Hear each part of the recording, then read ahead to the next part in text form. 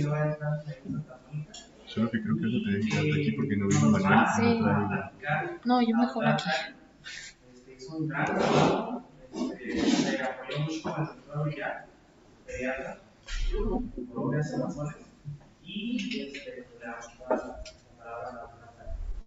Bueno, buenos días, compañeros. Voy a estar aquí atrásito para que se escuche bien a los compañeros que están aquí por Zoom. Me dicen si hay algún error en pantalla. Gracias. Muy bien, vamos a empezar. Oye, aquí cómo le doy. ¿Cómo le doy?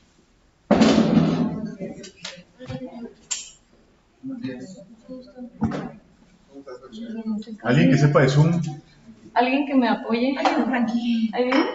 Que estamos acá. Pues es que le doy acá la presentación, Es que no pero pasa. eso no. Algún tecnológico. Ella la está compartiendo.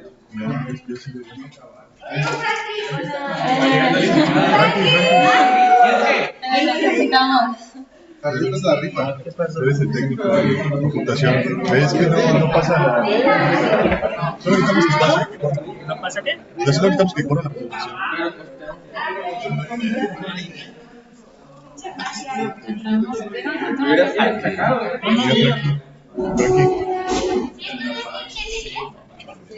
Sí. Ya te hubiera guardado. ¿Quién es esta cosa?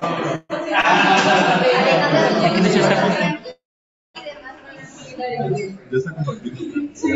Sí, ya sé, pero...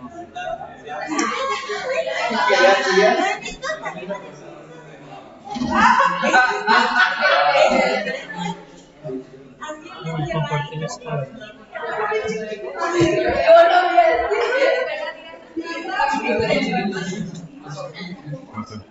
Sí, pero... No, te la voy a poner aquí.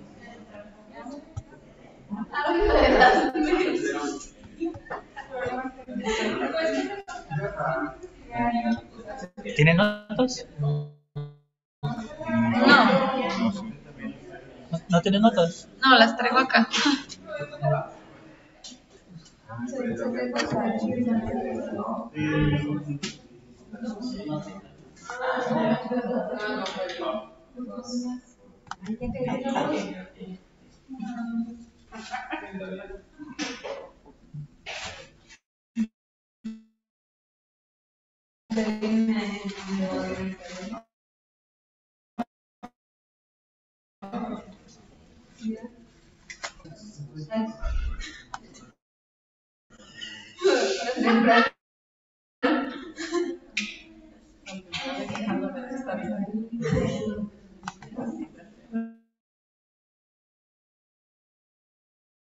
No sé,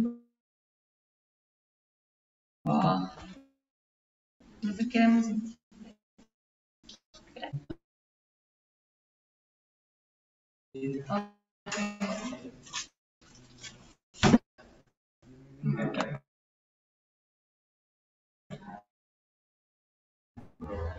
¿Video? No. Ya, Frankie. Si no, así, ajá. Ellos ven la pantalla.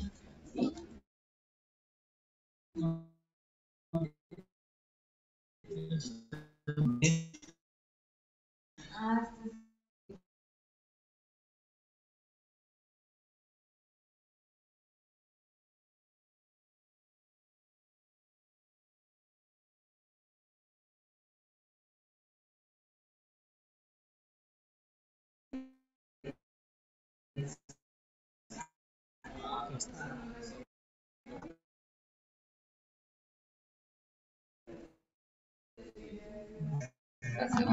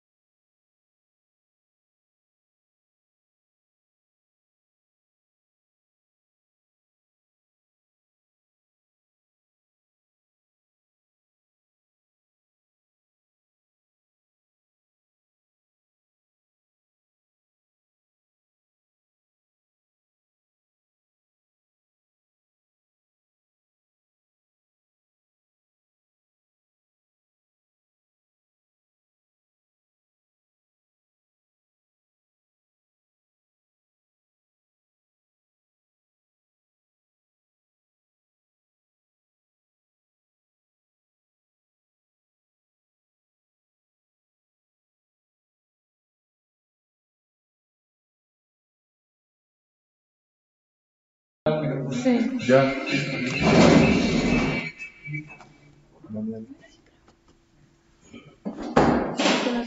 ¿Y cómo lo ve aquí? No quiere. Muy bien, vamos a empezar con algunos casos clínicos para empezar a familiarizarnos con esta enfermedad. Empezamos con una paciente femenina de 28 años de edad, con enfermedad actual con disminución de la agudeza visual del ojo derecho de 8 meses de evolución.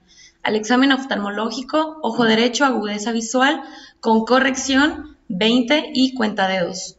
Ojo izquierdo, agudeza visual sin corrección 20/100 y con corrección 20/50. A la biomicroscopía, segmento anterior sano y segmento posterior, ojo izquierdo sano.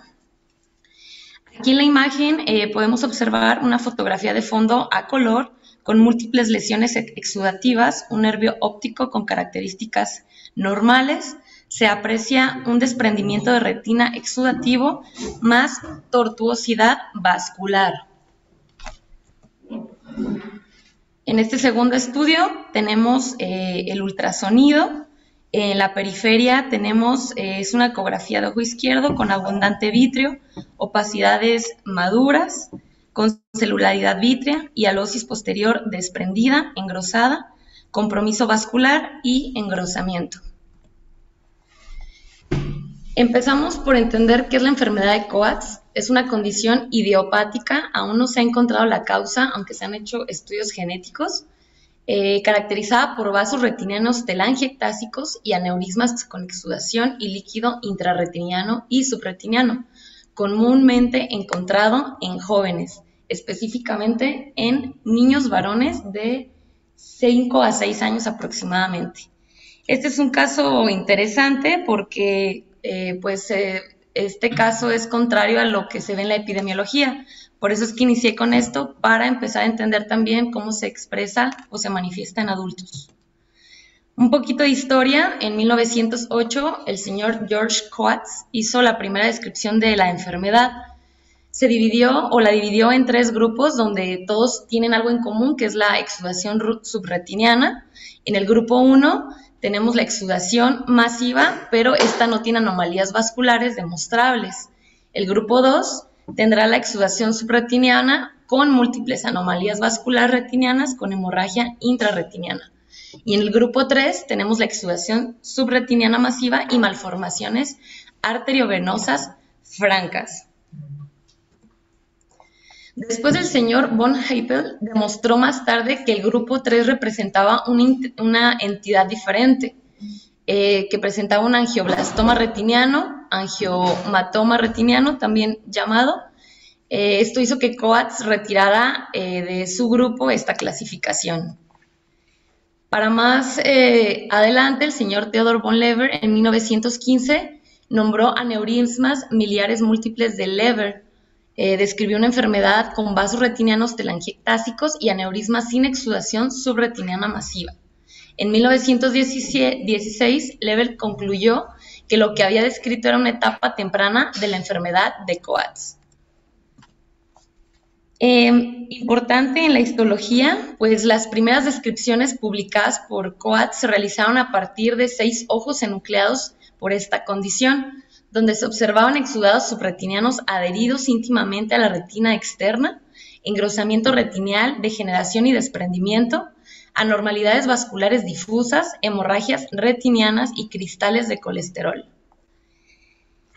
Aquí en esta imagen, ¿alguien se acuerda un poquito de la histología, las tensiones? Para recordarlas un poquito, tenemos una descripción de hematoxocilina, donde podemos encontrar exudados con material eosinófilo. Los puntos, no sé si alcanzan a ver ahí, las flechas amarillas, son las capas interretinianas y subretinianas con líquido subretiniano con flechas azules. Y en la segunda imagen, la primera placa con macrófagos cargados de lípidos con flechas blancas. Se empezó a describir que parte de las imágenes que expresaban los pacientes a nivel macroscópico como leucocoria, la exploración, pues a final de cuentas en el estudio histopatológico estarían formados por colesterol o lípidos.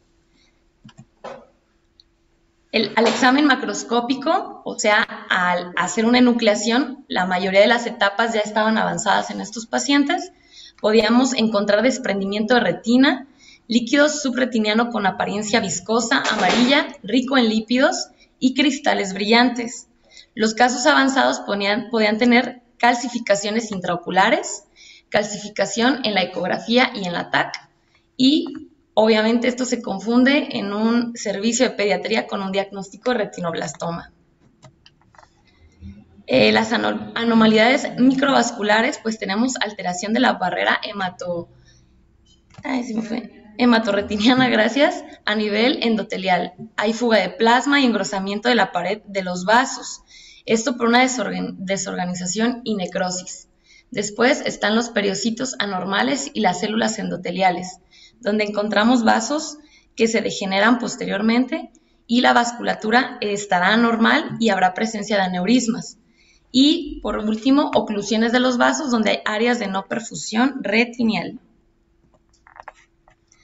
Muy bien, como parte de la patogénesis, en algunos estudios, Lim et al. Demostraron una infiltración perivascular de células T y macrófagos, así como Sarud y colaboradores encontraron inflamación crónica que ocurre en la retina y en la coroides.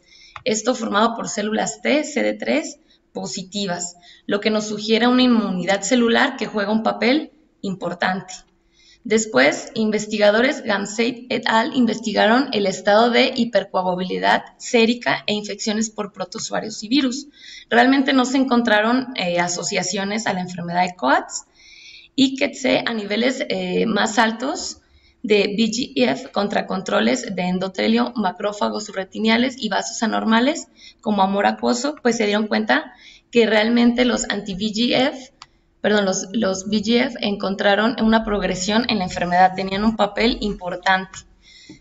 Se demostró que las concentraciones acuosas de VEGF demostraron significantemente el aumento según la gravedad de la enfermedad.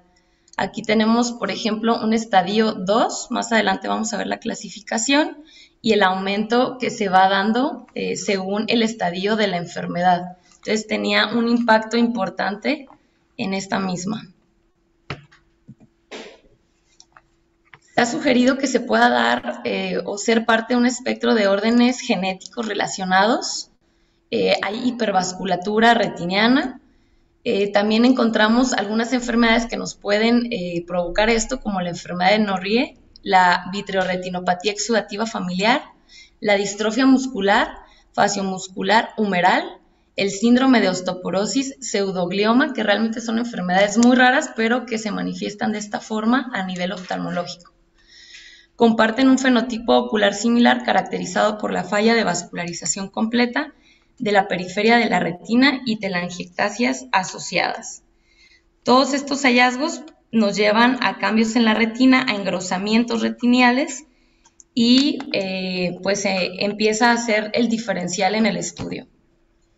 Por ejemplo, en la enfermedad de Norrie podemos ver proteínas retinianas, mutaciones del gen NDP en el cromosoma XP11.2, anormalidades de los vasos retinianos, telangiectasias, dilatación y subdesarrollo de subcapilares.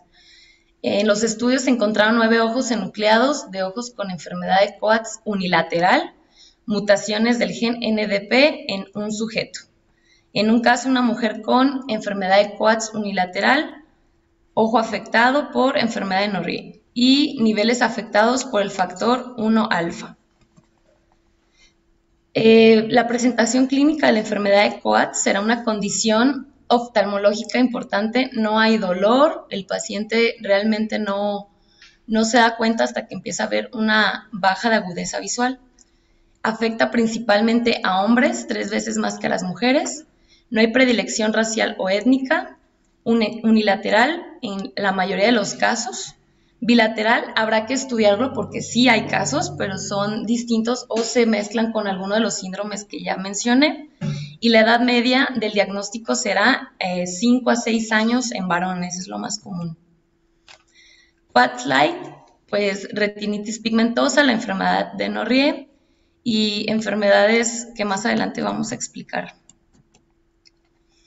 Aquí, pues, también de forma importante se revisaron en este estudio 150 casos de COATS. Aquí este diagrama lo pongo solo para, pues, recalcar la edad en los pacientes. La edad promedio era de 5 años y la media de 11 años, prevalencia masculina. En todos, si se dan cuenta, pues es arriba del 80%. La característica de que sea unilateral es importante. Y si no, pues sí se debe de hacer un estudio histopatológico para saber si se acompaña de otra enfermedad. Otro estudio que presento aquí, con 351 casos, que es pues ya un número importante para la presentación de este estudio, pues es igualmente la edad media, que son 2 años. Si se fijan, se hizo un grupo de menores de 3 años, mayores de 3 a 10 años, y pues verán los porcentajes en cuanto a que en menores de 3 años es donde hay mayor predilección, y también tenemos casos de mayor gravedad en agudeza visual, por ejemplo, agudeza visual menos de 20, 200 en un 80%, y se acompaña de otras patologías como estrabismo, santocoria, que más adelante vamos a ver en imágenes, que son diferentes a la leucocoria que vemos en el retinoblastoma. Hay neovascularización y casi todos se presentaban en una etapa 3B, o sea, avanzada. Entonces son los pacientes donde tenemos que hacer énfasis. Todo esto epidemiológicamente lo estoy poniendo para que hagamos énfasis a la exploración física de un paciente de 3 a 6 años masculino. Hay que poner todo el interés en buscar este tipo de enfermedades y no hacer un diagnóstico erróneo como decir que tiene un retinoblastoma, ¿no? La presentación clínica, la agudeza visual se presenta con una disminución del 43%, 20-50 en un 12% de los pacientes, y así hacia la disminución de la agudeza visual. Pero en su mayoría, pues puede avanzar a una agudeza visual nula. Nos va a ocasionar que baje esta agudeza visual el líquido subfoveal, fibrosis subfoveal o hemorrágica, edema macular, membrana epirretiniana. Presentación clínica. Estaremos observando, los que ya hemos pasado por el servicio del doctor Villar, hacemos a la exploración Bruckner, que es muy importante, dilatando a los pacientes. Encontraremos una leucocoria o xantocoria, que es una imagen un poco más rojiza, en un 20%. Sí se ha mencionado dolor o molestia por parte de los papás que llegan a consulta, pero es bastante poco. Heterocromía 1% y nistagmus 1% también. La presentación clínica, 90% sin hallazgos en segmento anterior. Puede presentarse catarata, neovascularización, edema corneal, colesterol en cámara anterior y una megalocórnea. Lo que encontraremos en segmento posterior serán telangiectasias al 100%. Entonces, esto es súper importante. La exploración física de fondo de ojo, pues lo es todo. Y pues se recomienda hacer, después de la exploración y tener la sospecha, mandar a hacer algún estudio de fotografía clínica de fondo de ojo para tener pues mayor evidencia. Exudados retinianos también casi en su totalidad. Fibrosis macular, hemorragia retiniana. Podemos encontrar un desprendimiento de retina exudativo en un nivel avanzado. En un momento más vamos a ver los grados. Y ya en un porcentaje más chiquito podemos encontrar macroquistes, tumor vasoproliferativo en un 6% y neovascularizaciones del nervio óptico. Incluso podemos encontrar ya de la mano en casos más avanzados glaucoma neovascular, que también se acompaña ya en etapas más avanzadas. Entonces, pues haciendo énfasis una y otra vez en la exploración física del fondo de ojo y pues guiarnos también y basarnos con estudios complementarios. Presentación en adultos, sí lo hay, y por eso empezamos la presentación con un caso de una mujer y adulta, todo lo contrario a lo que encontramos en los libros, y que puede pasar desapercibido o, lo peor, pues dar un mal diagnóstico.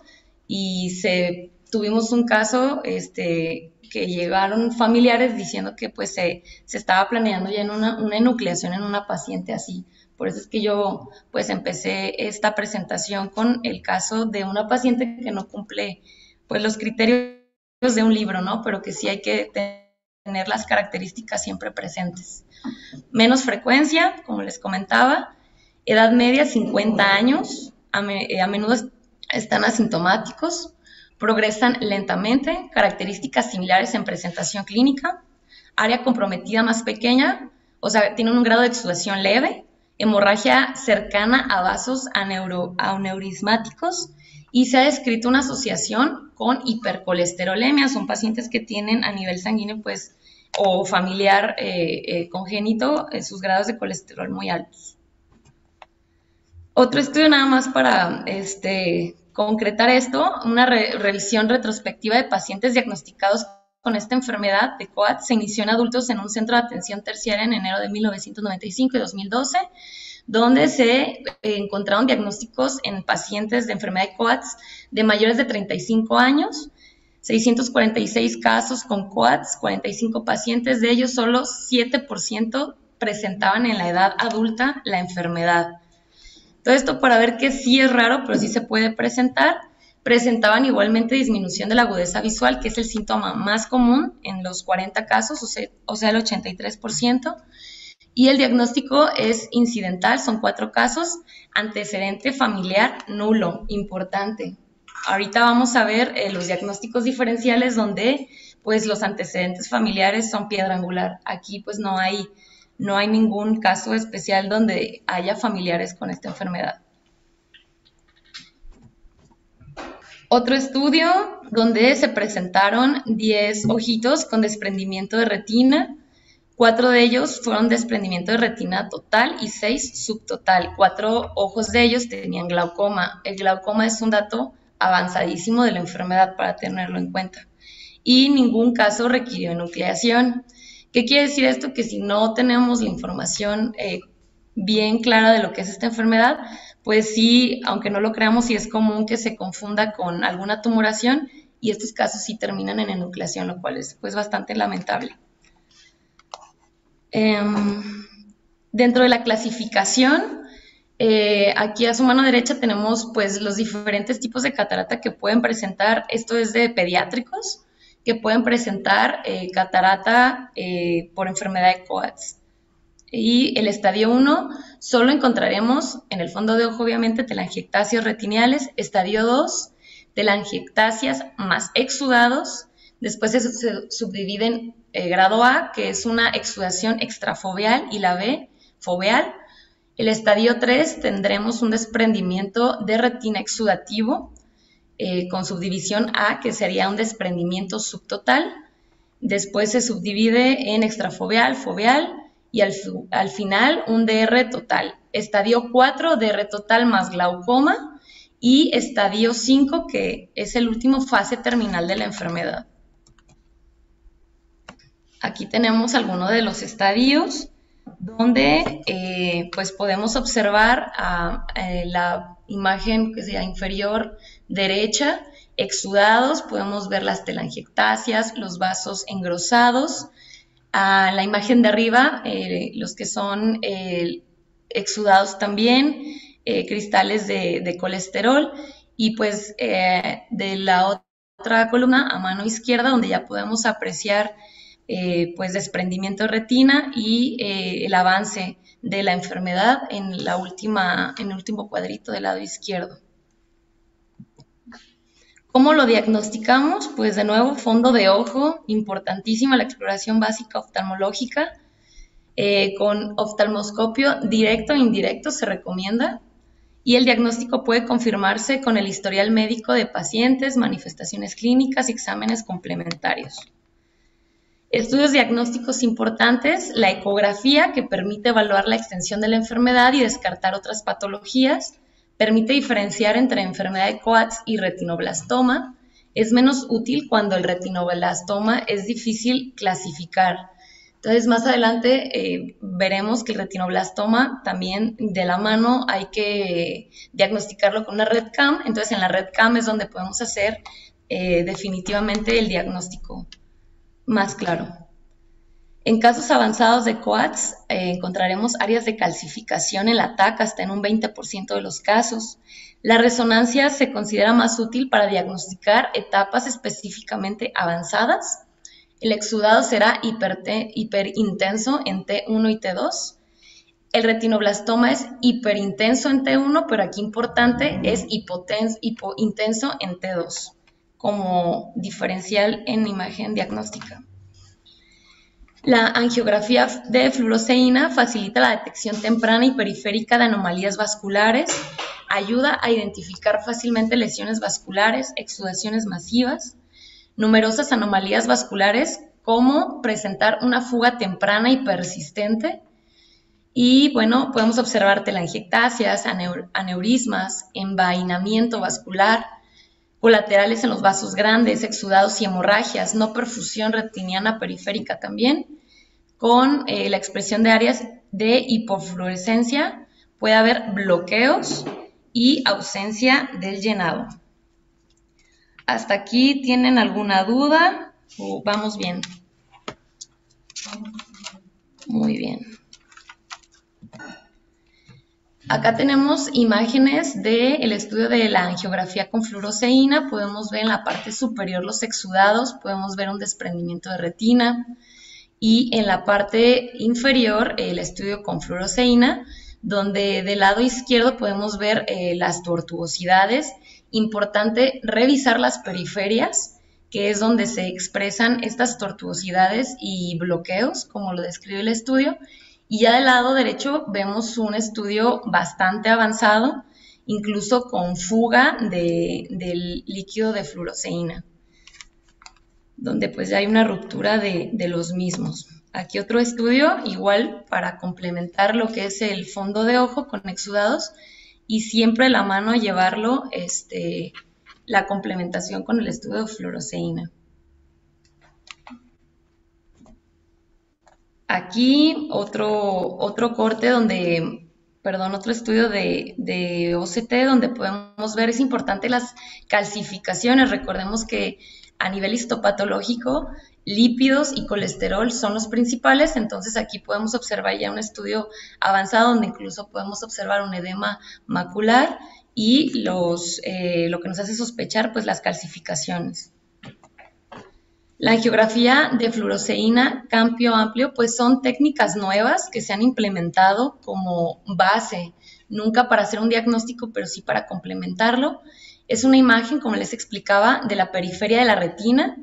Siempre hacer una RET-CAM para ir de la mano descartando el retinoblastoma u otras enfermedades, y el OPTOS puede ayudar en el diagnóstico de casos sutiles, diagnóstico temprano de COAS asintomático. El tratamiento es con láser dirigido, monitorización del progreso de la enfermedad, y en la RET-CAM observaremos imágenes en la periferia también en pacientes pediátricos.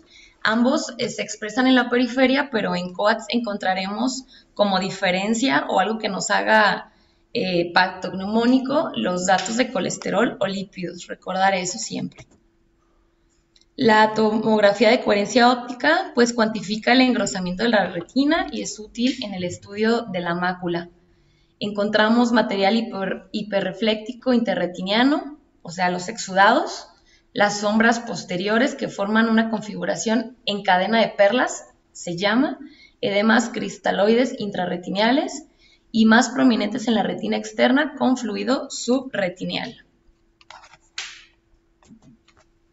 Aquí tenemos un estudio de tomografía de coherencia óptica, la OCT de corte vertical al lado izquierdo superior, sobre el área de exudación que muestra exudados intrarretiniales con flechas amarillas, podemos observarlo del lado derecho, y con flechas azules podemos ver los exudados subretiniales. En la imagen inferior, con un corte horizontal en el área donde no hay exudación, se observan puntos hiperreflejantes, perirretinianos marcados con flechas naranjas y la presencia de una membrana epirretiniana con abundante líquido subretiniano. Complicaciones, pues recordemos que ya cuando tenemos un glaucoma neovascular, pues estamos hablando automáticamente de un estadio 5. Entonces, esto se encuentra 10% de los casos, pero pues ya nos está hablando de un avance de la enfermedad. Colesterolisis de la cámara anterior en el 3%, derivado por los depósitos de colesterol subretinial o consecuencia de ifema. Podemos encontrar también hemorragia vítrea, neovasos en el disco, retinopatía vasoproliferativa que puede formar tumores y pues a su vez siempre llevar de la mano la presión intraocular porque son pacientes que están manejando presiones bastante altas y hay que dar un tratamiento coadyuvante. Diferenciales, importantísimo, en número 1, retinoblastoma, más en el área pediátrica, que es donde nos estamos enfocando, telangiectasias idiopáticas familiares, retinopatía del prematuro, hemangioma capilar, retinopatía exudativa familiar, persistencia hiperplásica de vítreo primario, toxicariasis y retinopatía diabética. En la enfermedad de Coats, pues los diferenciales es que la edad promedio será de 1 año a 5 años, sin predilección por el sexo, será bilateral en el 40%, puede asociarse a historia familiar, pero no se ha encontrado un impacto. De hecho, los pacientes que me tocó a mí ver en la consulta con el doctor no tenían ningún dato de historia familiar. Rara vez tienen exudados, anomalías vasculares cerca del tumor de células tumorales y lesión de masas con calcificaciones. El retinoblastoma, la edad promedio será de 5 años a 7 años aproximadamente, es cuando llegan a consulta por, describen los papás que ven algo extraño en alguna fotografía o macroscópicamente y baja la agudeza visual. Más común en niños varones, será bilateral en el 5%, no hay historia familiar o la hay pero no directa y exudados subretiniales siempre. Anomalías vasculares en la periferia, cristales de colesterol y lípidos también pueden encontrarse y no hay lesión de masa con calcificaciones. Otro diferencial, telangiectasia idiopática familiar, es una disminución, se caracteriza por disminución leve de agudeza visual, lo veremos en adultos, hay exudado derivado de ectasias en capilares retiniales, yuxtafoveales en uno o ambos ojos. Para el tratamiento, el estadio 1 es la observación, es un tratamiento conservador y puede hacerse fotocoagulación y láser. En el estadio 2, fotocoagulación o crioterapia para ocluir vasos anormales. En el estadio 3A, con crioterapia y pues esto es importante saber que si vamos a hacer crioterapia es cuando el láser ya no fue efectivo y pues tenemos áreas importantes con el desprendimiento de retina. Tratamiento quirúrgico como opción también. En el estadio 4, enucleación para resolver las características de toda la enfermedad, secundario a un glaucoma neovascular y pues que se ha perdido ese ojito por falta de tratamiento. Obviamente pues no queremos llegar a este estadio, por eso la medicina preventiva es importante. Estadio 5, paciente con ojo ciego tranquilo, pues también se considera la enucleación. Esto pues son distintas escuelas, muchos pacientes médicos prefieren no hacer enucleación y también darle un manejo conservador con crioterapia. Pronóstico será favorable en estadio 1 y 2A, reservado en 2B si no tiene una placa exudativa submacular importante y malo pues en todos los estadios, incluso pues en algunas escuelas ya hemos visto que consideran enucleación. Tratamiento, las modalidades del tratamiento incluyen terapia láser, la crioterapia, los agentes anti-VEGF y cirugía. Actualmente no existe un consenso sobre la elección del tratamiento a realizar y las decisiones se toman según la etapa y gravedad de la enfermedad. Casos leves deben documentarse con fotografías de fondo a color y seguirse de forma conservadora. Etapas avanzadas con fotocoagulación, áreas de vasculatura, con telangiectasia y no perfusión retiniana, y a la intervención quirúrgica hay que reparar la tracción, las hemorragias y el desprendimiento de retina. Las terapias ablativas con fotocoagulación láser, pues el tratamiento de elección es descrita por primera vez en 1960, especialmente en las primeras etapas, con casos menos graves y exudación, con o sin desprendimiento de retina, y esto pues ayuda al tratamiento dirigido de la fuga vascular. La mayor de las longitudes de onda son adecuadas para el tratamiento y se prefieren las cercanas al amarillo, ya que tienen mejor absorción por las alteraciones vasculares. Esto por el tipo de onda de láser. La fotocoagulación con láser en el desprendimiento de retina. Este estudio nos dice que pacientes con desprendimiento exudativo tratados con fotocoagulación láser pueden lograr mejores resultados. Se aplicó terapia de ablación con láser de diodo en 14 ojitos con enfermedad de Coats avanzada, con mediana de seguimiento de 39.5 meses y 13 ojos no tenían ya después exudación activa. Entonces, pues funciona bastante bien y está en el grado adecuado. Otro estudio describió resultados de 17 ojos, 8 tenían desprendimiento de retina tratados con láser amarillo de 577 nanómetros seguido de un medio de 21 meses. 16 ojos lograron la ablación completa de todas las telangiectasias visibles y la reducción significativa de la enfermedad. Aquí tenemos otras imágenes de fondo de ojo.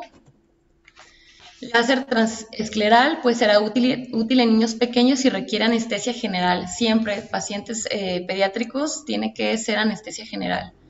Láser extenso puede provocar una alteración transitoria de la barrera hematorretiniana, un aumento paradójico de la exudación y pues tiene que haber varias sesiones. Ese es un dato de este tratamiento. Se tiene que hacer cada 3 meses y a veces es necesario para la resolución completa de exudación o desprendimiento. Crioterapia va a ser la terapia más invasiva cuando ya no funcionó el láser. Se usa con frecuencia en casos severos. La técnica es congelación, descongelación, doble o triple. Particularmente es útil cuando el láser definitivamente es ineficaz y en algunos casos es necesario drenar líquido subretiniano para obtener suficiente congelación con el mismo líquido que queda ahí para el procedimiento. La destrucción severa de la barrera hematorretiniana después de la crioterapia puede aumentar líquido a corto plazo después de la cirugía. Láser contra crioterapia en algunos estudios, pues nos dice que la fotocoagulación te provoca mayor inflamación, puede ocurrir un desprendimiento coroideo, exudación progresiva, anastomosis cororetiniana, desprendimiento reumatógeno y hemorragia. En la crioterapia, pues también se presenta inflamación, pero esto es a largo plazo, donde veremos cuadros inflamatorios constantes, malestar del paciente, complicaciones, la catarata subcapsular y un desprendimiento de retina. Terapias farmacológicas, agentes intravítreos, efectivos para reducir el líquido subretiniano y los cambios exudativos, disminución de la permeabilidad vascular. Sin embargo, pues la eficacia se ha demostrado que es transitoria y pues puede ser necesario un tratamiento repetido, lo cual aumenta los gastos si se hace de forma particular. Aumentados solos o combinados, agregar triamcinolona, que es eficaz para reducir el edema macular y la exudación subretiniana. Hay una evidencia de que los anti-VEGF pueden acelerar la formación de fibrosis vítrea. Se notaron que en 4 pacientes presentaron fibrosis vítrea en 4 ojos después de una medida de 1.7 inyecciones y 5 meses de seguimiento. En 3 de estos pacientes progresaron a desprendimiento de retina traccional. No está claro aún si estos cambios son por la enfermedad de Coats o específicamente por la terapia. Coats juvenil, no hay datos de desenlace a largo plazo en inyecciones repetidas y en adultos el perfil de seguridad estará bien establecido. Varios estudios pequeños demuestran la eficacia en afección de la mácula. Y pues aquí tenemos un caso de una paciente con ranibizumab mensual. Se dio 3 sesiones al mes después de la agudeza visual 20-25. Hubo una regresión del líquido subretiniano y a los 5 meses después de la estabilidad aumentó el grosor retinial. Y después el anticuerpo más, se me fue, perdón. Espera un poquito. Después del tratamiento, 2 meses después, se vio respuesta refleja y aquí es el estudio después de 2 meses donde ya no vemos el edema. Aquí a mano derecha podemos ver un edema y aquí el cambio con el tratamiento. Las conclusiones, pues es una enfermedad unilateral, 3 veces más común en varones mayores de 5 años, con menos frecuencia se presenta en la edad adulta, edad media 50 años y progresa a un ritmo más lento, pero con características similares. El diagnóstico será precoz y el tratamiento será oportuno en función a la etapa clínica. Es fundamental conservar la función visual del paciente. En pequeñitos siempre pues descartar el retinoblastoma y la enfermedad de Coats es una enfermedad progresiva y por lo tanto necesaria la estrecha vigilancia. ¿Sería todo? ¿Alguna duda?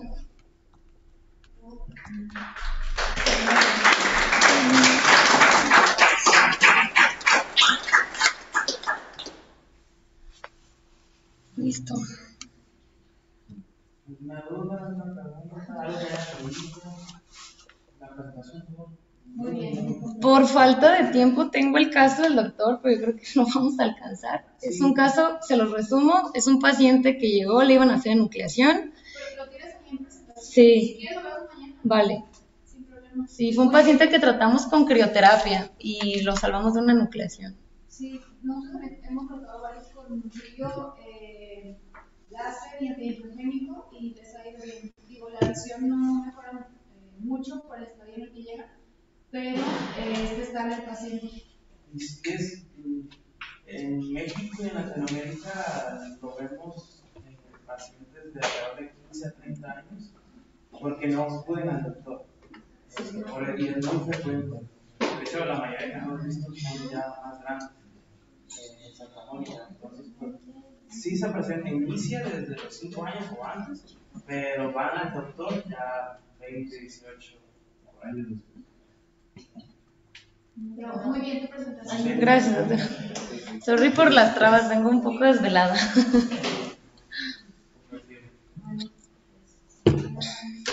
Te pongo tu presentación. Pues no sé, Es que está larguísimo, lo siento. Perdón.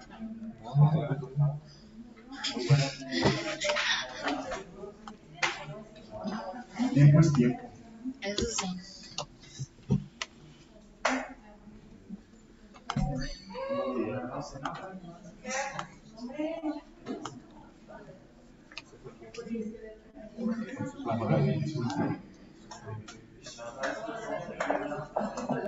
Sí, pero pues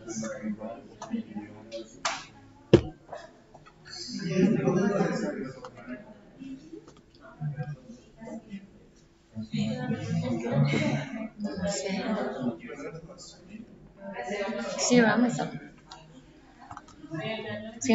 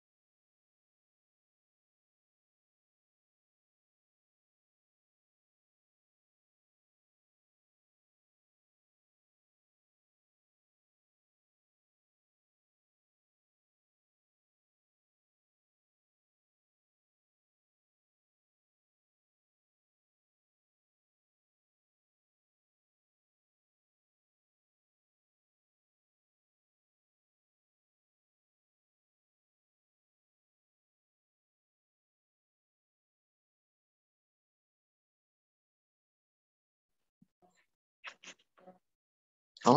Yes.